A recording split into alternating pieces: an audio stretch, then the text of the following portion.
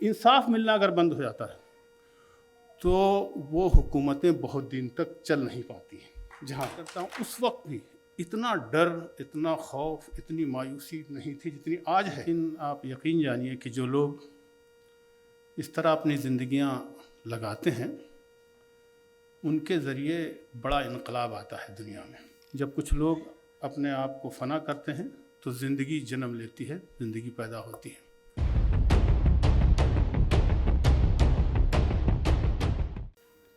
बिस्मिल्लाहिर्रहमानिर्रहीम। मोहतरम बुज़ुर्गों, भाइयों और काबिल एहतराम बहनों और बेटियों, अस्सलामु अलैकुम वरहमतुल्लाहि वबरकातुहू। मैं सबसे पहले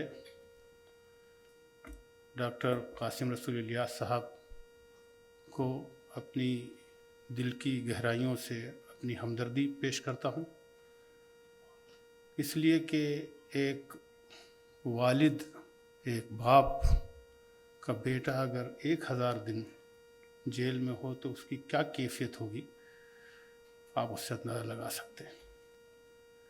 और मेरी ये हमदर्दी उन तमाम लोगों के लिए है, तमाम वालिदैन के लिए, उन बीवी बच्चों के लिए जिनके शौहर या उनके भाई या उनके घर वाले जेलों में हैं।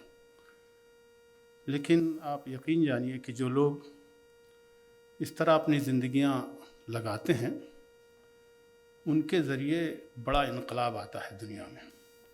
आप इनकलाबात की अगर तारीख़ पढ़ेंगे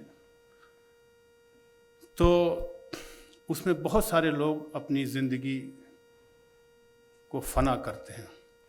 और आप जानते हैं कि फ़ना और बक़ा का एक पूरा फ़लसफ़ा है। जब कुछ लोग अपने आप को फ़ना करते हैं तो ज़िंदगी जन्म लेती है, ज़िंदगी पैदा होती है। ये पूरा एक फ़लसफ़ा है। किसी ने कहा है कि हिरन अगर अपनी जान देता है तो शेर को ज़िंदगी मिलती है, और घास में भी ज़िंदगी होती है। हिरन जो घास खाता है तो पहले घास अपने आप को फ़ना करती है तो फिर हिरन ज़िंदा रहता है। इस तरह कौमें भी, अफराद भी, मुल्क भी वही ज़िंदा रहते हैं जो कुछ लोग अपनी कुर्बानियाँ देते हैं।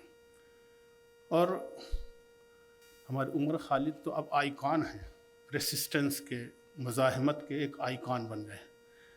तो मैं इस पहलू से मुबारकबाद भी पेश करता हूँ कि आपके घर से एक ऐसा फ़र्द उठा है जो हौसला दे रहा है, हिम्मत अता कर रहा है।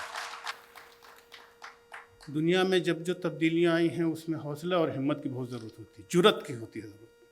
जो लोग डेयरिंग लोग होते हैं वही ये काम करते हैं। तो मैं सबसे पहले ये कर दूँ। दूसरी बात, मैं तमाम बातें आ चुकी हैं और मैं उसको दोहराना भी नहीं चाहता, और बहुत देर भी हो चुकी है और ये 5 सवा 5 तक प्रोग्राम भी ख़त्म होता है। बस 2-3 बातें मैं अर्ज़ करूँगा।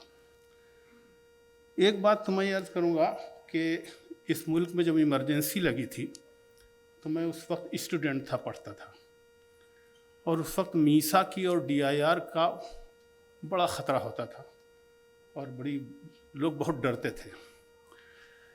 19 महीने इमरजेंसी रही है, तकरीबन 530 दिन की। ये तो 1000 दिन हो चुके हैं। 530 दिन में पूरे मुल्क में इमरजेंसी लगी थी, लेकिन फिर वहीं से इनकलाब आया। लेकिन मैं अर्ज़ कर, उस वक्त भी इतना डर, इतना खौफ, इतनी मायूसी नहीं थी जितनी आज है, जितना आज लोग महसूस कर। इसलिए कि जो कोई आवाज़ उठाता है, अब आप देखें, चाहे दिमाग के कोरेगांव की बात हो, चाहे दिल्ली फसाद की बात हो, अभी सब चीज़ें आ चुकी हैं। उन लोगों को ज़्यादा गिरफ़्तार किया गया है कि जो लोग पढ़े लिखे लोग, जो आवाज़ उठाते हैं, और उन्हीं को सप्रेस किया जा रहा है। इसका मतलब हुकूमत चाहती कि कोई आवाज़ उठाने वाला ना हो, और ये कोई मामूली बात नहीं है। डेमोक्रेसी में डेमोक्रेसी ख़त्म हो जाती है अगर कोई आवाज़ उठाने वाला ना हो, फिर तो डिक्टेटरशिप आती है। और अभी यहाँ ये बातें आई हैं कि इस मुल्क में सिर्फ यही नहीं है कि आपकी आवाज़ को दबाया जा रहा है, बल्कि डेमोक्रेसी को ख़तरा है। इस मुल्क में बड़े बड़े पॉलिटिकल पंडित और बड़े बड़े लोग अब इस पर ख़तरा कह रहे हैं कि भाई यहाँ की डेमोक्रेसी ख़तरे में है। डेमोक्रेसी के माने यही नहीं होते हैं कि इलेक्शन कराया जाए। डेमोक्रेसी के माने होते हैं कि इशूज़ पर बात होगी, आपसे इख्तलाफ किया जा सकता है, आपको हम आपसे अपोज़ कर सकते हैं, इसकी पूरी आज़ादी है, लिबर्टी मिलती है। डेमोक्रेसी का असल मान ये है कि इसमें पूरी आज़ादी होती है। लेकिन अगर आवाज़ को ही आप दबाने लगें तो डेमोक्रेसी ख़तरे में है। تو اس کو بچانا ہے.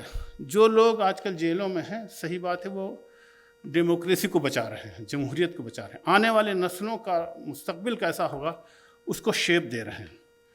تو ایک بات تو مجھے یاد ہے. دوسری بات، ہمارا جو جوڈیشل سسٹم ہے اس پر بہت ساری باتیں آ چکی ہیں، لیکن میں صرف ایک بات عرض کروں گا کہ جوڈیشل سسٹم جس ملک میں بے انصافی جب حد سے آگے بڑھ جاتی ہے. دیکھیے، میں اس وقت سے کام کر رہا ہوں، ابھی میں دلی فساد میں بھی میں 4 جماعت کا جو کام ہوا ہے اس میں مطلب بے انصافی کے دیکھے جن لوگوں نے فساد کرایا، خوب لوگ جانتے ہیں کن لوگوں نے فساد کرایا. ابھی ڈاکٹر صاحب نے اس پر اشارہ بھی کیا، وہ پوری رپورٹ موجود ہے. لیکن بعض چیزیں بہت صاف ہوتی ہیں. مثال کے طور پر پورے فساد میں 56 لوگ مارے گئے تھے، جس میں 43 مسلمان تھے اور 13 جو غیر مسلم ہیں. اگر مسلمانوں نے فساد کیا ہوتا یا عمر خالد نے اس کی سازش رچی ہوتی تو اتنی بڑی تعداد مسلمان کیوں مارے جاتے؟ مطلب بالکل بے انصافی ہے. اور میں تو اس وقت سے بے انصافی دیکھ رہا ہوں کہ 2002 کے بعد، اس کے بعد جب 2005-6 کے بعد دہشت گردی کے الزام میں لوگوں کو بہت گرفتار کیا جا رہا تھا. اتنے بے گناہ دہشت گردی کے الزام میں لوگ گرفتار ہوئے ہیں. اس پر ہم نے مہم بھی چلائی تھی اور پورے ملک میں مہم چلائی تھی کہ بھائی کم سے کم ٹرائل تو ہو. اب آپ 1,000 دن 1,200 دن ٹرائل ہی نہ شروع ہو تو پھر انصاف کہاں ہوگا؟ تو بس جو اصل بات میں کہنا چاہ رہا ہوں وہ یہ ہے کہ جس ملک میں بے انصافی بہت بڑھ جاتی ہے، کیونکہ حکومتوں کا کام، ایک بڑا کام یہ ہوتا ہے، اور ہمارے کانسٹیٹیوشن کے پریمبل میں بھی لکھا، پہلی بات جسٹس لکھی ہے، انصاف. انصاف ملنا اگر بند ہو جاتا ہے تو وہ حکومتیں بہت دن تک چل نہیں پاتی ہیں. جہاں انصاف ملنا بند ہوا، اگر آپ چاہتے ہیں کہ یہ ملک بہت ترقی کرے اور بہت دنوں تک رہے اور تو انصاف سب سے پہلے پرووائڈ کرنا ہوگا، اور یہ حکومت کی ذمہ داری ہوتی ہے. ہمارا جوڈیشل سسٹم کا حال یہ ہے کہ اس سسٹم میں آدمی اگر ایک بار جیل میں چلا جاتا ہے، آپ اس کو، اور وہ انوسینٹ ہے تو اس کو آپ سزا دے. اب 1,000 دن آپ رہے، کوئی 1,200 دن رہا ہے، کوئی 20 سال رہا ہے، کوئی سزا تو اس کو ملے، اور انوسینٹ ہے، وہ ٹرائل شروع نہیں ہوا. کیسا جوڈیشل سسٹم ہے؟ تو سب سے پہلے یہاں کے پڑھے لکھے لوگوں کو، دانشوروں کو اس پورے جوڈیشل سسٹم پر بات ہونی چاہیے. اس کو پورا بدلنا چاہیے، اور اس پر بہت ساری، اس کے اصلاح کے لیے بہت ساری کوششیں ہوتی ہیں، لیکن وہیں پر ہے اس لیے کہ نیتیں ٹھیک نہیں ہیں، ارادے صحیح نہیں ہیں. اور یہ بات آپ اس کو بہت وسیع مفہوم میں لیجیے گا. نیتیں اور ارادوں کا بہت بڑا فرق پڑتا ہے. ہمیں ہے کہ صاف دینا ہی نہیں ہے آپ کو تو پھر ہمارا الگ ہوگا. تو حکومتیں اگر چاہتے ہیں کہ دیر تک رہیں، حکومت کے لوگوں سے میں کہہ رہا ہوں، اگر آپ چاہتے ہیں کہ اس میں بہت دنوں تک حکومت کریں تو سب سے پہلے انصاف پرووائڈ کیجیے، اور ہندو مسلمان سکھ عیسائی نہ دیکھیے، بلکہ انسانوں کو انسانوں جیسا ٹریٹمنٹ ملنا چاہیے. تو ایک بات ہوگی. اب تیسری بات یہ ہے کہ ان حالات سے کیسے نکلا جائے. یہاں کچھ پرپوزلس آئے ہیں. یہ جو ڈر اور خوف ہے کہ آواز نہ اٹھائی جائے، تو حکومتوں کے لیے یہی وہ موقع ہوتا ہے کہ بہت قوت کے ساتھ کچھ لوگوں کو اٹھنا ہوگا، کچھ لوگوں کو اپنی جانیں لگانی ہوگی. تو اگر پورے ملک سے یہ آواز اٹھائی جائے، سارے لوگوں کو اس وقت اکٹھا ہونا چاہیے. صرف اکیلے خالد کا مسئلہ نہیں ہے، بلکہ کتنے لوگ ہیں جو جیلوں میں ہیں، جس کی بہت ڈیٹیل اور تفصیل آ چکی ہے، میں اسی تفصیل میں نہیں جاتا. اس کے لیے سب لوگوں کو اکٹھا ہونا چاہیے، خاص طور سے وہ لوگ. اور اس میں صرف مسلمانوں کا اکیلے مسئلہ یہ نہیں ہے. آپ دیکھیں ان لوگوں کو جو دانشور حضرات ہیں، انہیں کو زیادہ ان پر بھی بہت برا ہو رہا ہے. دھیما کورے گاؤں میں جن لوگوں کو گرفتار کیا گیا ہے، اچھی خاصی بڑی تعداد ہے. دلی فساد میں 300-350 لوگوں کو گرفتار کیا گیا، اور کیسے جس تفصیلات یہاں آ چکی. تو میں عرض کر رہا تھا کہ اس کے خلاف ہمیں آواز اٹھانی ہوگی، سب لوگوں کو اکٹھا ہونا ہوگا، اور سب کو اتحاد کے ساتھ کام کرنا ہوگا. وآخر دعوانا الحمدللہ.